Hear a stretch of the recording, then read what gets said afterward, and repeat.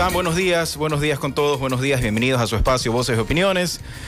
Hoy estoy solo, tienen falta acá Mireli y Francia, que las estamos esperando todavía, no han llegado, pero esperemos que se puedan incorporar en los próximos minutos. Buenos días con todas las personas que nos ven, que nos escuchan acá en su espacio informativo de Voces y Opiniones, un espacio de opinión importante con una visión académica de la coyuntura nacional y que existe directamente acá en el país. Así que bienvenidos.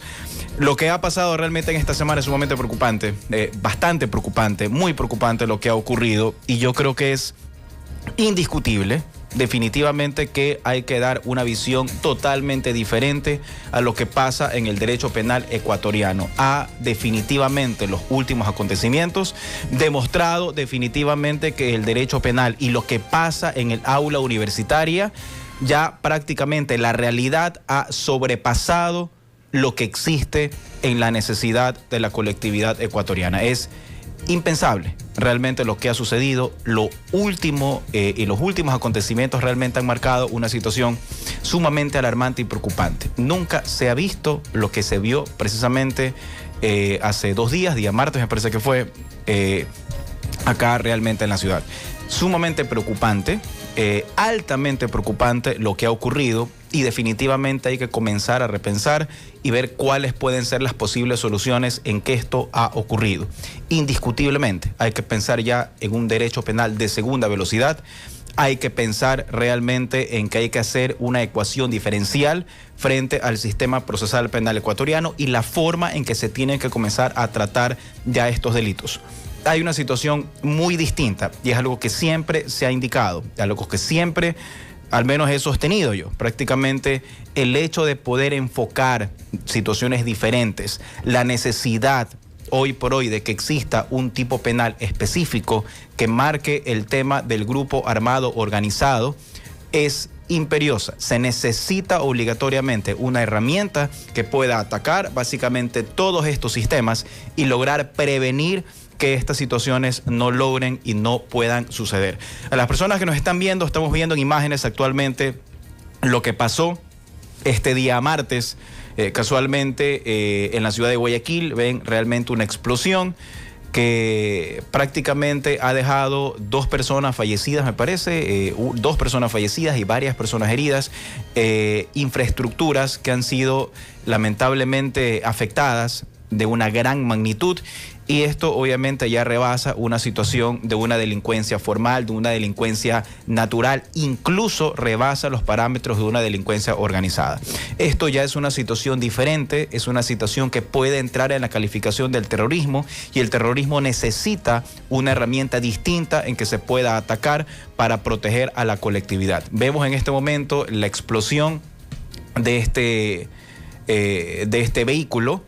Y aquí está, y se ve, las personas que ven en las imágenes, se ve la persona que estaba aparentemente filmando, ¿no? Grabando lo que estaba ocurriendo al momento en que se acerca, antes que exista la siguiente explosión. Aparentemente ha habido un segundo vehículo que ha estado cerca del primer vehículo que logra explotar, pero sin embargo, por la distancia esto no se logra, no logra explotar. Entonces la situación hubiera sido realmente mucho más grave, mucho más peligrosa. Sigue esto todavía cerrado al tránsito, a las personas que pueden llegar, y obviamente hay este temor ciudadano en la colectividad de saber qué es lo que pueda pasar.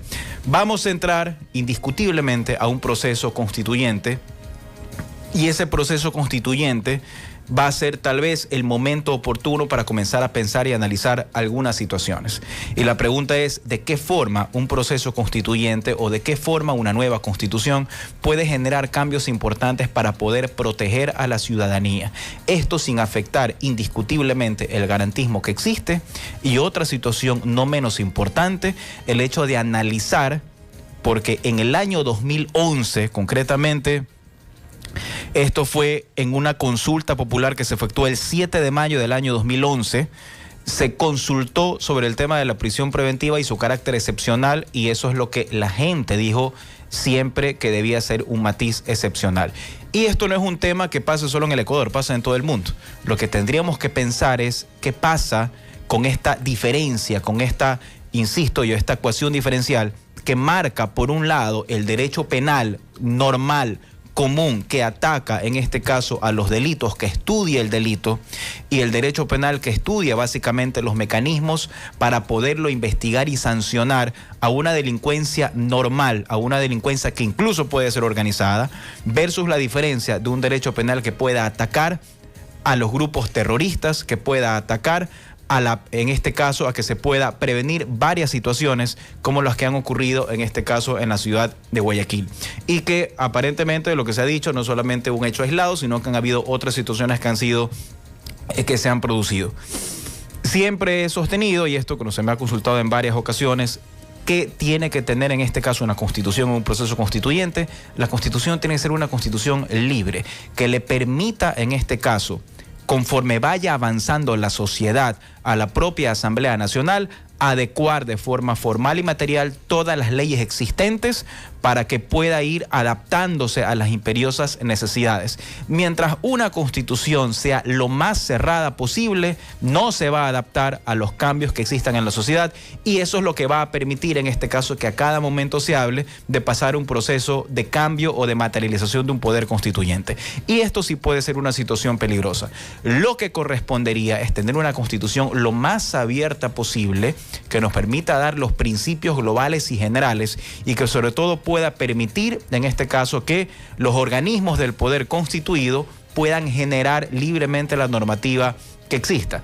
¿Dónde tiene que ser rígida, eso sí, una constitución? Que proteja, eso sí, la parte económica que pueda tener una constitución, que proteja, en este caso, la inversión privada, que proteja la inversión existente para que el sistema económico pueda fluir de una forma mucho más natural. La gente se pregunta a veces, y el caso del Perú ha sido un caso sumamente comentado, ¿cómo es posible que Perú, con la inestabilidad política que tiene, tenga un crecimiento sumamente alto? Y es por eso, porque la protección económica que tiene la Constitución peruana le garantiza al inversor privado saber que aunque existan los cambios que vayan a existir a nivel político, siempre el sistema económico va a estar por encima de los sistemas políticos que puedan existir. Y esta es una situación sumamente importante y interesante que debería, en este caso, analizarse en general. Entonces, bueno, son las cosas que se comienzan a analizar, los temas interesantes que podrían conversarse acá directamente en esta plataforma. Se va a estar conversando permanentemente sobre algunos temas, incluso hacia dónde se debe ir ya en el momento de una realidad que viene a ser una Asamblea Nacional Constituyente que posiblemente se vaya a instaurar. 16 de noviembre son las votaciones, y creo yo que lo más probable es que esto se vaya a desarrollar. Acá hemos conversado muchísimo sobre la necesidad o no de que exista una Asamblea Nacional Constituyente, y hemos conversado en este caso sobre el hecho de que existen varios matices importantes que aquí hay que analizar. Desde el tema de la progresividad de los derechos, que es indiscutible que pueda haber, hasta cómo una constitución puede mejorar el sistema de seguridad, dando estas líneas generales y permitiendo que la Asamblea Nacional pueda legislar acorde a la normativa constitucional en este caso. Y por último, qué hacer en el sistema económico, qué cosas son las que se tienen que cambiar. Hoy, en breves momentos, estaremos conversando con Valentina Zárate. Valentina creo que ya está también conectada, sobre cuáles son los cambios importantes a nivel del sector público que se tendrían que realizar en el evento en que lleguemos a una Asamblea Nacional Constituyente. Y luego estaremos conversando con José de la Gasca sobre los cambios importantes que podrían existir a nivel de seguridad y cómo una constituyente podría dar esas líneas generales para que las normas infraconstitucionales puedan continuar ejerciendo realmente y adaptándose a las necesidades que puedan existir en la sociedad. Indiscutiblemente, insisto, lo que ha pasado en estos últimos días rebasa toda situación o toda teoría de un aula universitaria, toda teoría de discusión de escritorio. Esto ya simplemente ha pasado a otro nivel que nos debería preocupar a todos, y hay que sentarse y ver cuáles son las posibles soluciones para materializar en este punto en general. Pero bueno, vamos a pasar entonces con Valentina. Me parece si ya está conectada Valentina. Me indican sí. Valentina, ¿estás por acá? Buenos días Valentina, ¿cómo estás?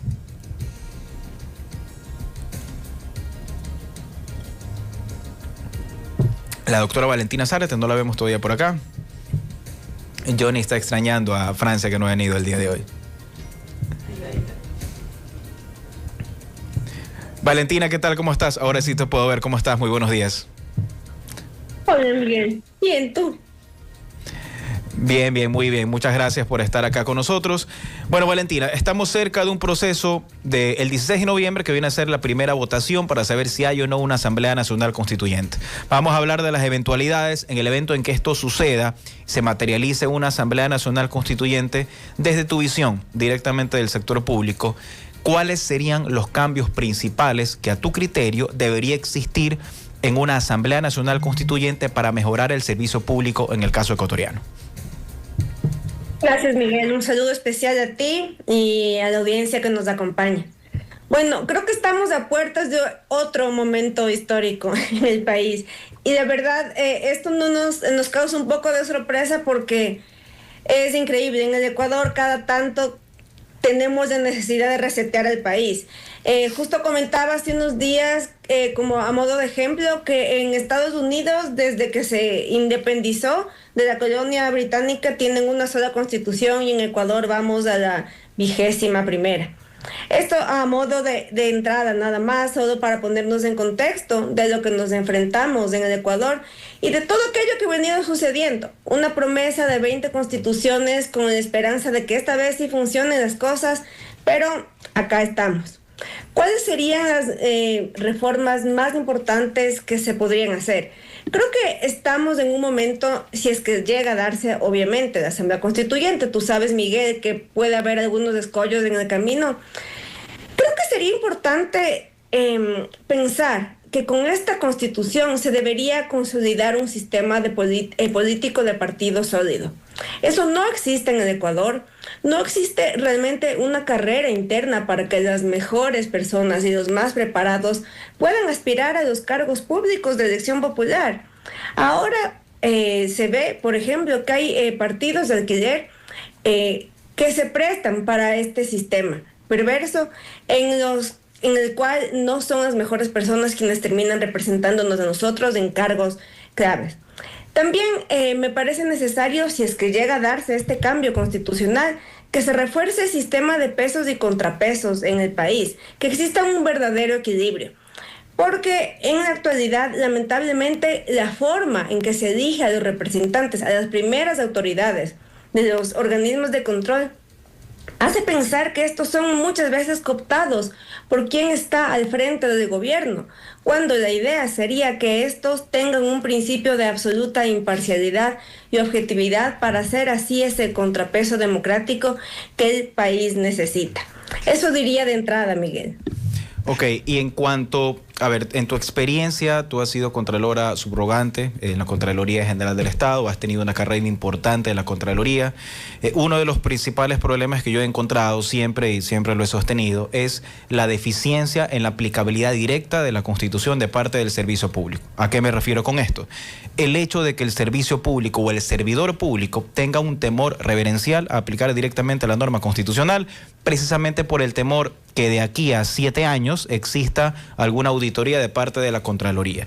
Y eso hace que tú tengas a nivel jurimétrico un alto incidente de presentación de garantías jurisdiccionales sobre decisiones del sector público. ¿Cómo hacer para que el servicio público aplique directamente la norma constitucional y no desgastar tanto a la función judicial, que es otra arista importante que habría que analizar sobre mejoras constitucionales? Pero ¿qué hacer para que el servicio público pueda comprender la importancia de aplicar directamente la Constitución en el país? Oye, esta me parece una pregunta excepcional, porque lo que tú dices es completamente cierto.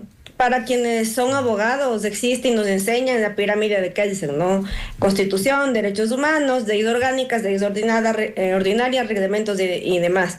Pero para la Contraloría hay una inversión increíble en la pirámide de Kelsen, porque pesa más el memorando. A pesar de que haya constitución, normas, acuerdos, manuales en las que se da disposiciones, para la Contraloría pesa más el memito que tú le mandaste a una persona donde tú evidencias que hiciste o no hiciste algo. Esto tiene que cambiar. ¿Cómo se puede generar una modificación en esta conducta?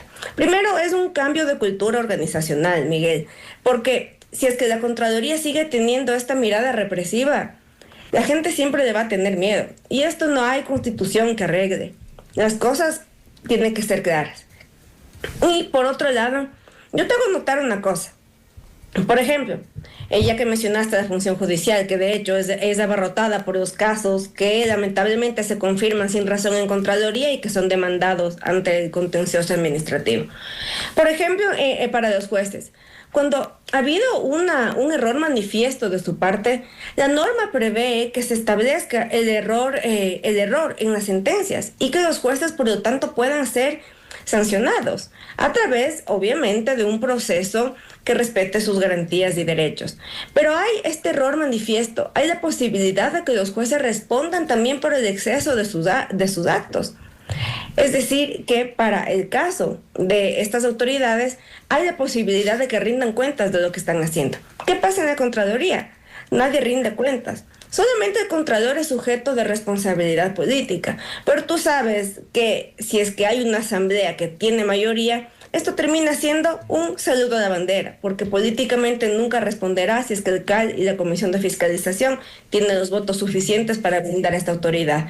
Pero ¿qué pasa con los auditores? Aquellos que persiguen, que hacen caso omiso de razones y de pruebas que se les presentan. Ellos no responden nunca. Entonces siempre Contraloría, y esto desde los 100 años que tiene casi esta institución, ha tenido esta licencia y esta actitud preponderante, incluso prepotente en contra de otras instituciones del Estado. Sí, obviamente es un organismo de control y se le debe rendir cuentas. No estoy cuestionando eso. Pero, ¿qué pasa cuando comete excesos? ¿Qué pasa cuando persigue incluso? ¿Tienen alguna forma de responder? Creo que este es un momento muy especial y que se podría generar un debate. No digo que tenga la verdad absoluta, pero sí podemos debatir, sí podemos discutir. Deberían rendir cuentas así como los jueces cuando hay el error inexcusable. Me parecería muy interesante que se ponga una figura similar en contra de los auditores y funcionarios de Contraloría. ¿Para qué? En el supuesto no consentido que las resoluciones que nacen de los informes de Contraloría sean echadas abajo en el contencioso administrativo por evidentes errores, por malicia, por temeridad, que ellos también respondan, así como hacen los jueces. No sé, tú también tienes experiencia en este campo. Suelto una idea, aquí podemos debatir. Dime más bien, ¿qué te parece? Claro, a ver, aquí había una tendencia en algún momento, yo conversando a nivel académico con otros colegas, profesores también, decían, bueno, una solución a este tema es precisamente esto, ¿no? El hecho de que cuando existe el error de parte a nivel administrativo, aleja el tema de la Contraloría, sino cualquier error administrativo que pueda existir de parte del Estado, que inobserve presupuestos constitucionales.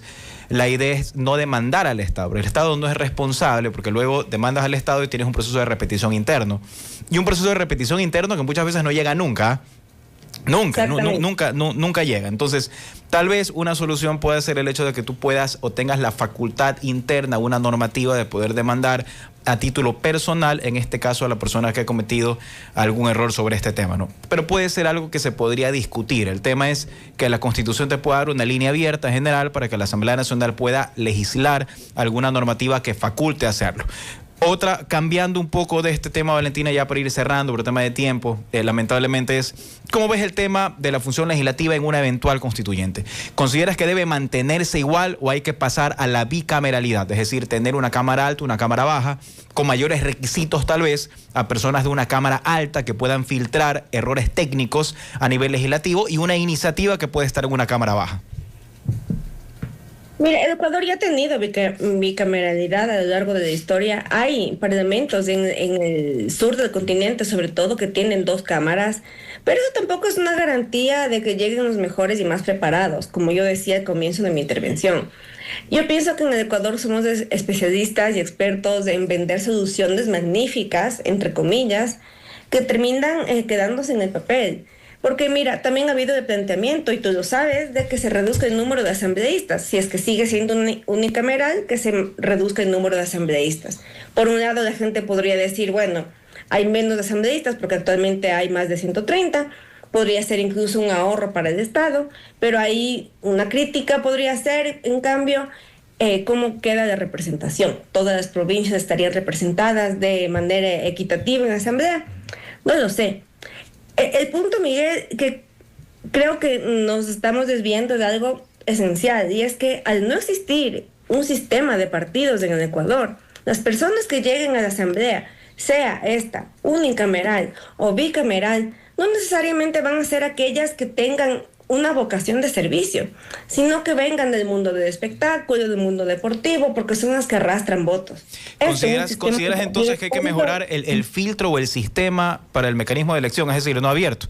Es decir, que de pronto lo que pasa es que ahí tendríamos un escollo importante que ver referente a la posibilidad de participación abierta, ¿no? O sea, el hecho de poder mejorar los requisitos para poder ser candidato, en este caso, a la Asamblea Nacional. No solamente ser mayor de 18 años, estar en uso y goce de los derechos políticos, sino mejorar el perfil. O sea, irías por ese camino en todo caso. Sí, pero hay una salvedad. Siempre que no se restrinja tampoco la participación. Yo he escuchado a muchos colegas abogados, por ejemplo, decir que solamente los abogados deberían ser asambleístas o asambleístas constituyentes. A mí en lo personal me parece una locura, porque si tú te fijas en el Ecuador, el porcentaje de personas que acceden a educación superior es muy pequeño. Entonces tú estarías restringiendo con una mirada muy elitista la participación de un grueso de la población. A lo que yo me refería, por ejemplo, es poner un simple requisito: que tú puedas postular a cualquier dignidad de elección popular por tal o cual partido político, siempre que tú hayas estado afiliado previamente a 3 años. Imagínate, ver, pero ahí de un tajo, tú eliminas los partidos de alquiler. Ya, pero ahí te interrumpo un momento, pero a eso voy yo. Tal vez el hecho de que podamos analizar una doble cámara podría ser, por ejemplo, el hecho de que tú puedas tener requisitos abiertos, porque lo importante es la iniciativa parlamentaria, el hecho de que tú puedas presentar proyectos de ley, que puedas presentar como representante de la ciudadanía diferentes proyectos, pero tengas otro filtro más importante que pueda mejorar la técnica legislativa. Es decir, bueno, se presentó la iniciativa, pero tenemos otro filtro que puede comenzar a verificar si esto es correcto o incorrecto, el trámite que se pueda dar, y obviamente los requisitos para quien pueda ser representante de esa Cámara distinta, que te doy la razón, ha existido antes en el Ecuador, no es garantía de nada, pero referente al tema de requisitos, sin entrar al tema de discriminación, ¿no crees que tal vez podría ser una posible solución? Sí, es una posible solución, no te discuto eso. De hecho, creo que si nosotros somos un poco más acuciosos y exquisitos, inclusive, en decidir quiénes van a la asamblea, esto va a incidir directamente en la calidad de las normas que se sacan. Mira lo que pasó hace poco: 3 normas vitales e importantes en el país fueron observadas duramente en la Corte Constitucional porque no se cumplió la técnica legislativa ni las disposiciones de la Ley Orgánica de la Función Legislativa. Entonces, sí, esto precisamente es lo que nosotros tenemos que atacar, tenemos que mejorar. Sí, eso es un tema. Hay muchos. Uno como el que tú planteas podría ser una solución, ¿sí? Podría ser también de la mano una solución, fortalecer el sistema de partidos, hacer que las personas vengan de una carrera política, solamente aquellas con vocación de servicio, pero también crear una verdadera carrera administrativa al interior de la Asamblea. Es decir, que sin importar si llega el asambleísta, el diputado, el senador a este órgano, que las personas que son de carrera de la Asamblea Nacional sean los expertos en lo que tú señalas, en técnica legislativa, para que si por ahí algún asambleísta con exceso de iniciativa tiene alguna idea descabellada, le digan: no, señor asambleísta, el procedimiento es esto es lo que se debe hacer. Es decir, que haya de planta personal suficientemente capacitado, pero también fuerte, para poder frenar este tipo de iniciativas. Los cambios que se necesitan son muchísimos, Miguel, son muchísimos, y creo que al menos debatir esto que ustedes hacen en este espacio genera ideas. Quizás sería genial si de aquí, de esta conversación tuya y mía, nace alguna idea que les sirva a las personas que están en el poder, porque de eso se trata la democracia, hacer un diálogo deliberativo, participativo, para de ahí poder sacar las mejores ideas que le beneficien al país. Sí, es lo que tratamos de hacer acá siempre en este espacio, tratar de democratizar, insisto, con una visión totalmente académica para poder generar el debate, y por eso obviamente siempre estás invitada a este espacio, que sabes que es tu casa. Te esperamos en Guayaquil, todavía no has venido, tienes esa invitación pendiente y que has prometido que vas a venir, y no te hemos visto por acá todavía, así que te comprometemos nuevamente. Está pendiente, créeme que está en la lista de mis pendientes, no me he olvidado, y agradecerte a ti, al espacio, por darme la oportunidad de debatir, de conversar. Finalmente es una conversación de amigos. Aquí, más que expertos, somos personas que queremos al Ecuador y que queremos lo mejor para este. Correcto. Muchas gracias, Valentina. Acá Johnny, quien hace acá el experto en controles de la radio, es tu fan número 1, que por favor, que no todo lo puedes poner acá, pero que en todo caso acá te está esperando que por favor puedas venir. Te mando un fuerte abrazo, muchas gracias por estar con nosotros. Esperamos tenerte próximamente en otra ocasión. Siempre es un gusto, Miguel. Un buen día. Un abrazo. Bien, muchas gracias a Valentina. Vamos a pasar en este momento un corte, entonces venimos luego con otra entrevista muy importante con el doctor José de la Gasca.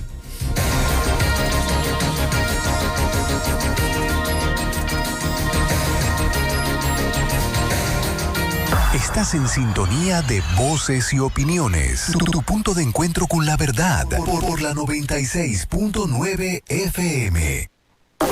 En la 96.9 siempre te damos buenas recomendaciones. Ya regresamos con más. Más vida, menos fuego. Guayaquil sin incendios, contigo lo tenemos. No queme basura, evita fogata. Cuidemos el parque, cuidemos las casas. El fuego no es juego. Guayaquil primero, 911. Llama sin miedo, más vida, menos fuego. Guayaquil entero, tu cuidado cuenta, lo repito, yo lo quiero. Más vida, menos fuego. Por un Guayaquil sin incendios forestales, con el benemérito Cuerpo de Bomberos de Guayaquil.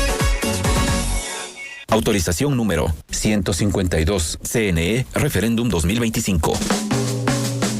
Elegancia que se nota, distinción que se siente. Cavalieri viste al verdadero caballero. ¿Deseas vestirte con distinción y marcar una diferencia en la forma en que te presentes ante los demás? Entonces debes ir a Cavalieri, el mejor lugar para vestir, acorde a la ocasión con elegancia y distinción. Visítanos en nuestros locales ubicados en San Borondón Plaza y en la Ciudadela Kennedy, Avenida Miguel H. Alcíbar. Trajes, corbatas, accesorios y una amplia variedad de texturas esperan por ti. Déjate asesorar simplemente por los mejores. Cavalieri, donde nace el arte de vestir bien.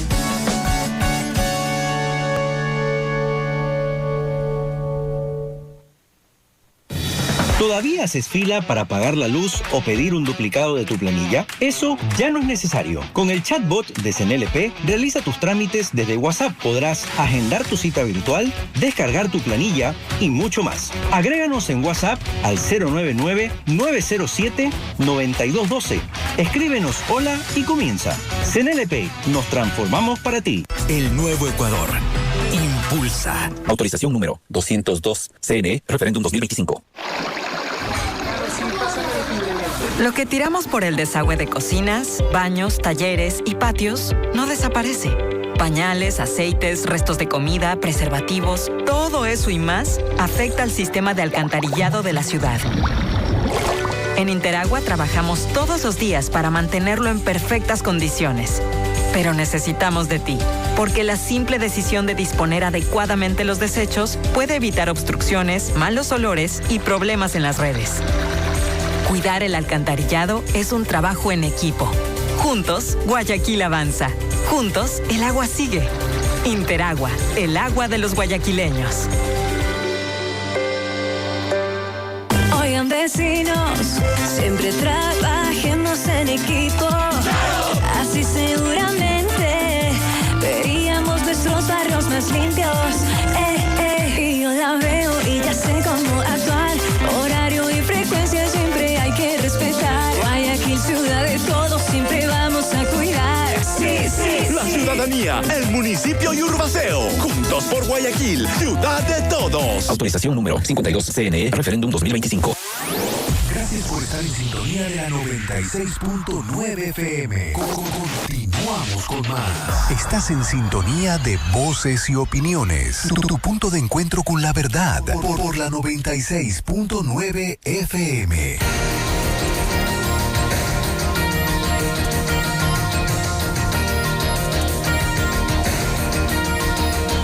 8 de la mañana y 13 minutos. Gracias por seguir acá conectados en su espacio de opinión, Voces y Opiniones. A continuación, uno de los temas más importantes que vamos a tratar el día de hoy: qué hacer en una eventual constituyente 16 de noviembre sabemos que vamos a ir todos a las urnas y lo más posible es que esto se logre materializar y qué hacer desde una posible constituyente para poder mejorar el sistema de seguridad del país frente a los últimos acontecimientos que han sucedido. Está con nosotros conectados ya el doctor José de la Gasca, exministro de Gobierno.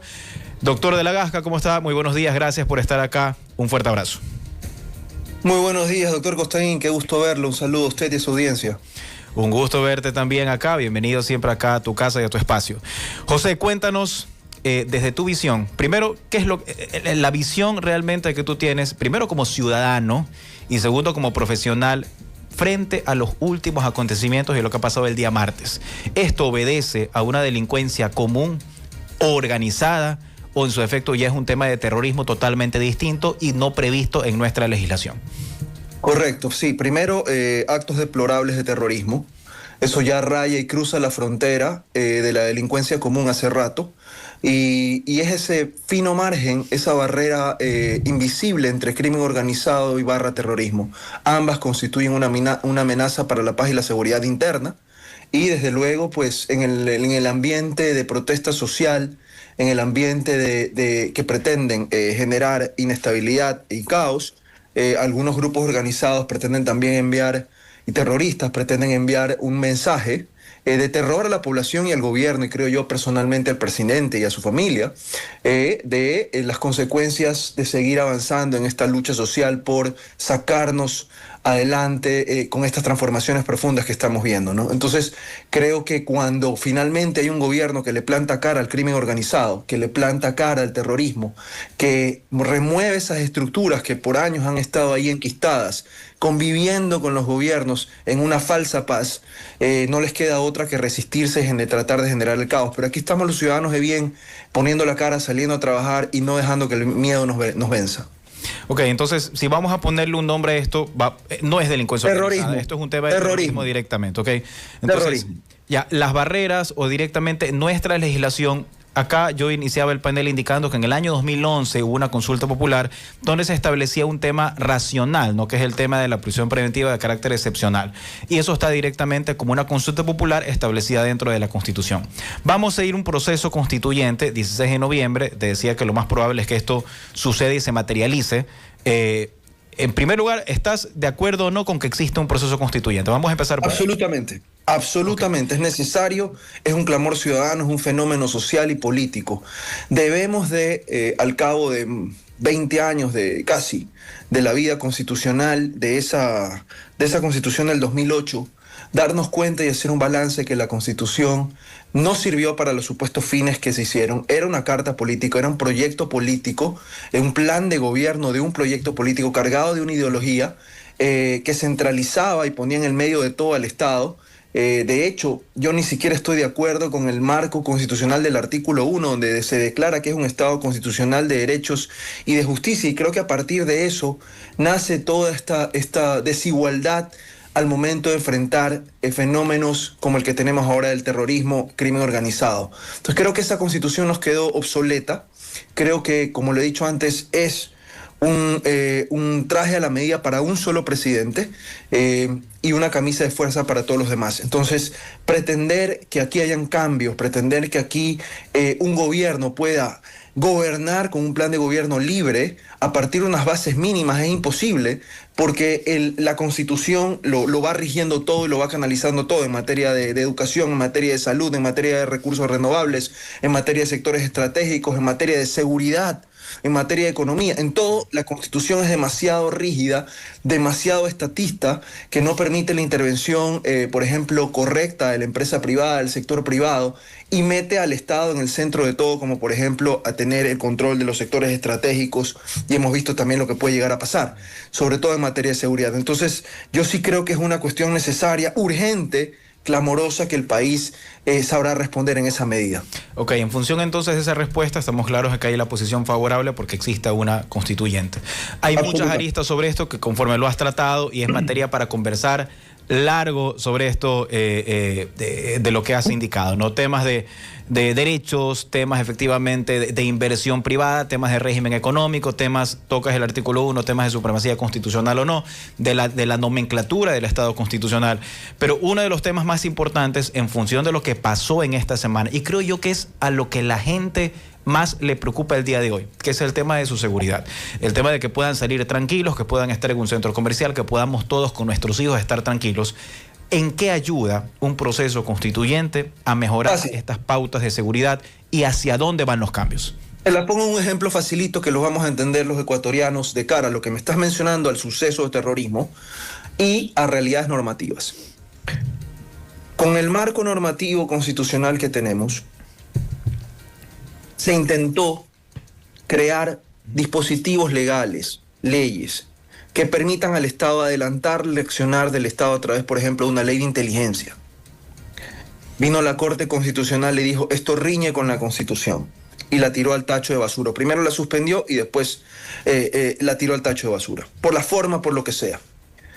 ¿Por qué? Porque se pone en este Estado constitucional, en esta democracia constitucional, a una Corte Constitucional a ser la última voz de todos los actos políticos y de todos los actos también jurisdiccionales, en última instancia, si se quiere. Entonces tienes una alta corte, una corte de cierre, que también juega un rol político, que decidió tumbar y quitarle al Estado herramientas que hubiese podido tener dentro del marco del derecho, dentro de la normativa, dentro de la legislatura, la tumba. Entonces, ¿qué nos hace ver? Que la Constitución para la lucha contra el crimen organizado y el terrorismo no alcanza. ¿Me explico? No podemos tener una ley de inteligencia fuerte, robusta, que anticipe hechos como los que sucedieron hace 2 días, que permita llegar a la inteligencia con efectividad, que permita tener las instituciones de control y de lucha contra el crimen una llegada importante y anticipada ante estos hechos. No, tenemos que estar en una suerte de reactiva, en no poder tener una inteligencia potente que nos permita llegar, como he dicho, anticipadamente, y entonces resulta que el cascarón sobrepasa lo que hay adentro y no te permite con esas herramientas entrar. Entonces, yo sí creo que hay que cambiar muchas cosas en la Constitución, empezando por el artículo 1, empezando por el artículo 3. Cuando tú lees el artículo 3 de la Constitución, Miguel, tú que eres un constitucionalista, tú te das cuenta que los deberes primordiales del Estado, el primer deber primordial del Estado, ¿cuál es? Garantizar sin discriminación alguna el goce efectivo de los derechos establecidos en la Constitución. No es defender la soberanía interna, no es defender la seguridad interna, no es defender el orden público. No lo vas a encontrar en los deberes primordiales del Estado. Por ahí al final de los deberes que está establecido, o sea, de las obligaciones del Estado, garantizar una cultura de paz libre de corrupción, que al final del día terminó no siendo absolutamente eso, sino todo lo contrario, creando el caldo de cultivo para generar un ambiente donde haya corrupción, permeabilidad y que ingrese y permee el narcotráfico. Entonces, se necesita rediseñar el Estado en una constitución de mínimos que permita en la legislación ir creando con la velocidad que van pasando los fenómenos los cambios normativos que se necesitan. Por ejemplo, tú has sido juez también y entiendes la rigidez que tienen instituciones del debido proceso y el desarrollo del debido proceso, ancladas en la Constitución. Por ejemplo, el plazo de caducidad de la prisión preventiva, los tiempos de elaboración de detención con fines de investigación y tantas otras garantías del debido proceso que no necesariamente deben estar en una Constitución. ¿Me explico? Entonces, que eso al final del día, con una Constitución que busca que sea aplicable directamente por todas las autoridades de primera sin necesidad de leyes, al final del día vas creando una corriente judicial que sirve para tener el exceso de las garantías jurisdiccionales, el exceso de los habeas corpus, que la prisión preventiva en realidad no sirva y no cumpla ningún fin, porque además tiene una finalidad que tampoco sirve para la lucha contra el crimen organizado. Entonces, tienes un montón de conceptos de hipergarantismo en la Constitución, como por ejemplo, que tengas a las personas privadas de la libertad como parte de los grupos vulnerables, que van creando desarrollos de derechos, que al final, cuando quieres poner coto y quieres luchar contra el crimen, la propia Constitución no te lo permite. Ok, a ver, hay 2 temas entonces importantes. Yo coincido totalmente contigo en que la Constitución es una Constitución de mínimos, ¿no? Una Constitución en el mundo entero tiene que permitirle... Lo que debe ser la nueva. Permitirle en este caso al órgano legislativo, a la Asamblea Nacional, legislar conforme vaya avanzando la sociedad, porque eso te garantiza que el poder constituyente no siempre tenga la tentación de activarse. Y siempre es tradicional que el poder constituido, para que la gente lo entienda un poco más, poder constituido son sus instituciones, su propia constitución, trate de frenar la activación de un poder constituyente, porque eso en el mundo constitucional es normal, siempre va a funcionar así. Entonces, una constitución declarativa lo que debería hacer simplemente es dejar que los órganos que se encarguen de legislar puedan tener la posibilidad de irse adaptando a las necesidades que existen.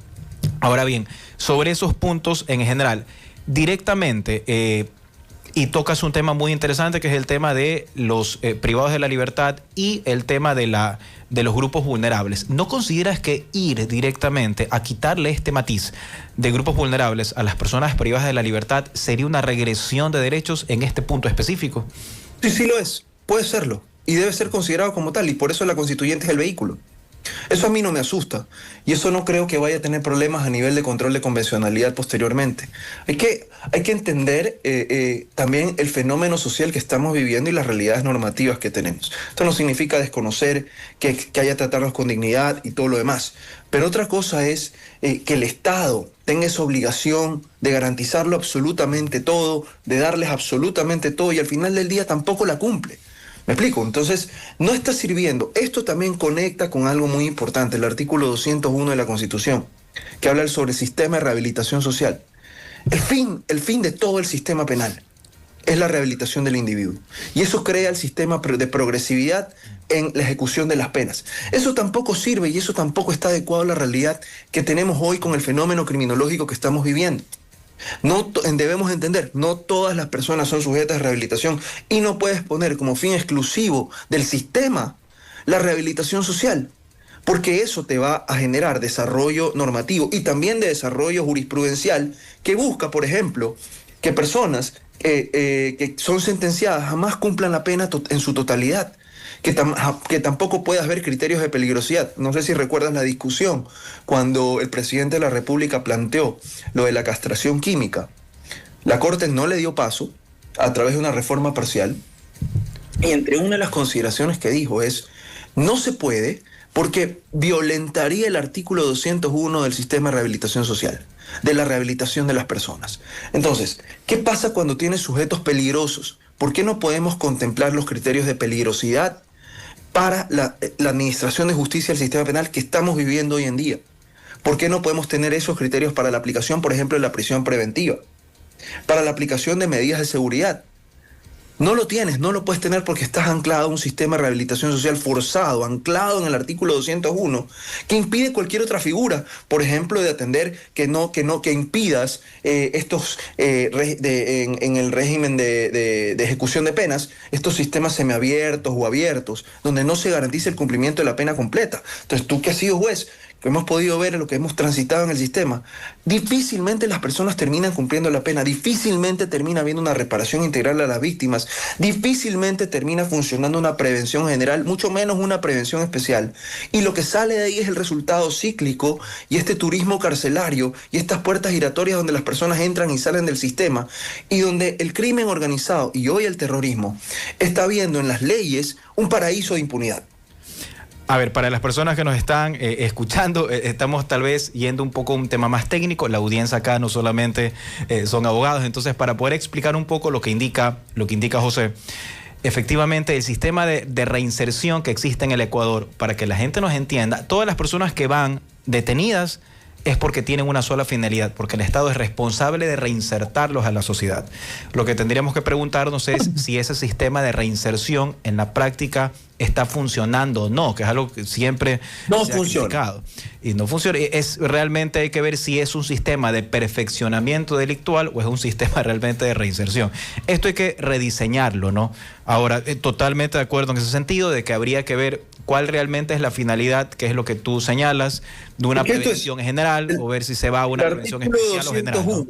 El artículo 201 dice, y lo permito leer, el sistema de rehabilitación social tendrá como finalidad la rehabilitación integral de las personas sentenciadas penalmente para reinsertarlas en la sociedad. Es decir, todo el sistema penal, Miguel, para que lo entiendan nuestros amigos que nos escuchen, todo el sistema penal debe de servir para que las personas que cometieron un delito, sea cual sea, terrorismo, asesinato, violación, robo, secuestro, cual sea, estafa, lo que sea, todos se miden con la misma vara de que las personas deben entrar en la cárcel, ser rehabilitadas a través de un sistema de rehabilitación social, donde supuestamente les enseñan a trabajar, estudiar, etcétera, supuestamente, y después tienen que regresar a la sociedad al cabo de un par de años para volverse a regresar al mercado laboral, a las oportunidades y todo eso. Eso es lo que dice la Constitución. Y eso suena muy bien en el papel, y eso está muy bien como fin loable, académico que lo tenga. Pero en la realidad, si tú dejas solo eso como finalidad del sistema de rehabilitación social, solo eso, estás diciéndole a toda la sociedad, incluyendo a los que cometen delitos, que un violador que tiene 5 violaciones adentro, que un terrorista que mete una bomba y mata 50 personas, que un sicario que ha matado a 30 personas, todos ellos, y que por ejemplo, alguien que robó o que cometió un hurto, todos ellos, por la diferencia de la gravedad de sus conductas, van a tener que cumplir el mismo sistema de regresar a la sociedad. ¿Y qué pasa con los terroristas? ¿Qué pasa con la asociación ilícita? Que no necesariamente tienen en su finalidad, sí, yo quiero regresar a una sociedad de bien, cuando a la sociedad que van a regresar es a la misma que les produce el crimen. Entonces el Estado no tiene cómo defenderse frente a eso.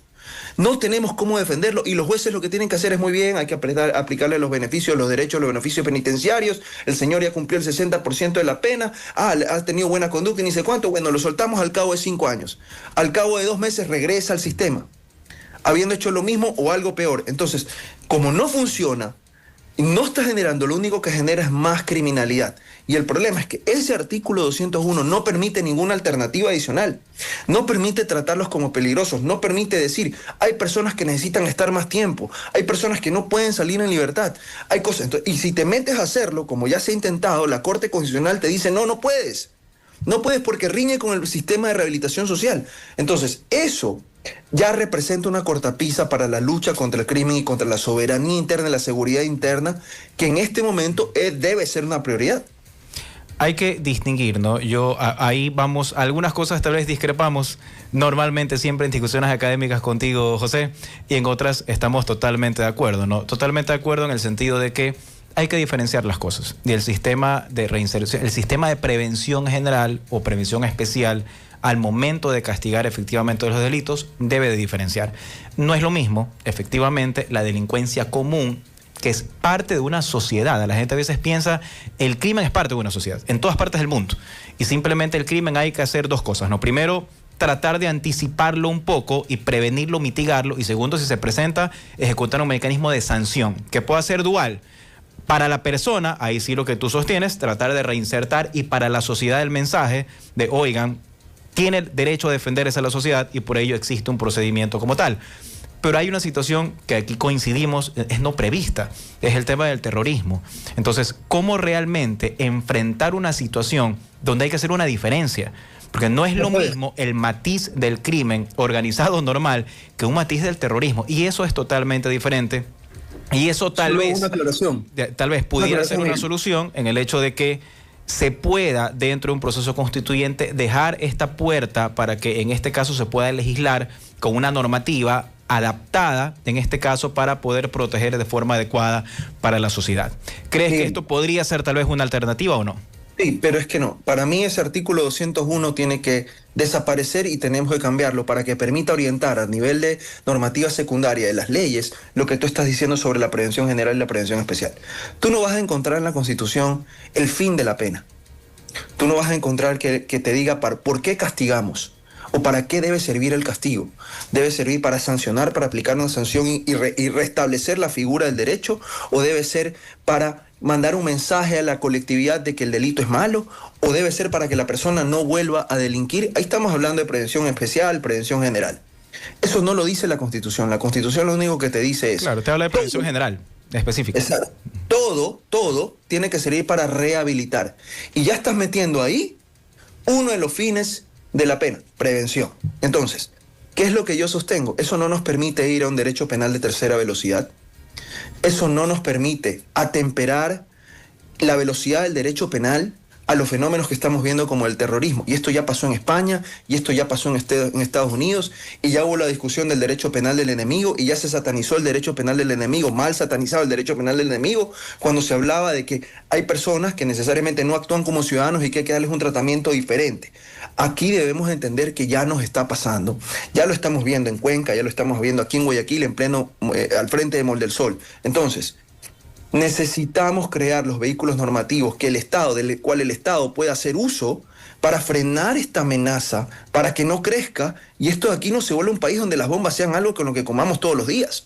Entonces, tal como están las cosas, no podemos esperar un mejor diseño, no podemos entrar en una figura de inteligencia, no podemos adelantar barreras punitivas, no podemos tratar a las personas como peligrosas, no podemos sancionar debidamente las asociaciones ilícitas y los grupos terroristas con una anticipación, repito, oportuna. Entonces, yo creo que todo esto debe estar en la gran mesa de discusión para que al final del día tú puedas inclusive dentro del sistema de rehabilitación social separar a las personas, saber qué tratamiento les das, saber que hay personas que no necesariamente van a optar o tener el derecho de la rehabilitación por las circunstancias y el delito en el que están. Entonces, eso es algo primordial que debe servir en seguridad y que debe servir para ayudar desde lo normativo a que en la realidad podamos luchar contra este crimen, contra este fenómeno. Sí, podríamos seguir conversando, José, aquí una hora más. Pero es un tema realmente que amerita muchísima discusión. Lamentablemente, por tema de tiempo, vamos a tener que cerrar, pero sin embargo, quiero comprometerte en que esto tiene que seguir, así que estaremos. Yo creo que aquí, de pronto, otra vez generando otro debate importante. Lo que hacemos aquí es plantear siempre la discusión académica de todo, ¿no? Para que las personas estén suficientemente informadas al momento de poder tomar muchas decisiones. Quiero agradecerte que te hayas conectado con nosotros, comprometerte que vengas la próxima vez presencial. Que vengas de pronto encantado, más a encantado, que estés acá y poder generar y poder discutir contigo. Sabes que siempre las discusiones son largas y extensas. Gracias, Miguel, y qué bueno que podamos tener estos espacios de debates académicos. La verdad es que enriquecen. Muchísimas gracias. Un abrazo, José, muchas gracias. Abrazo. Bien, 8:35. Muchas gracias por haber estado con nosotros. Esto fue Voces y Opiniones, tu punto de encuentro con la verdad. Buenos días.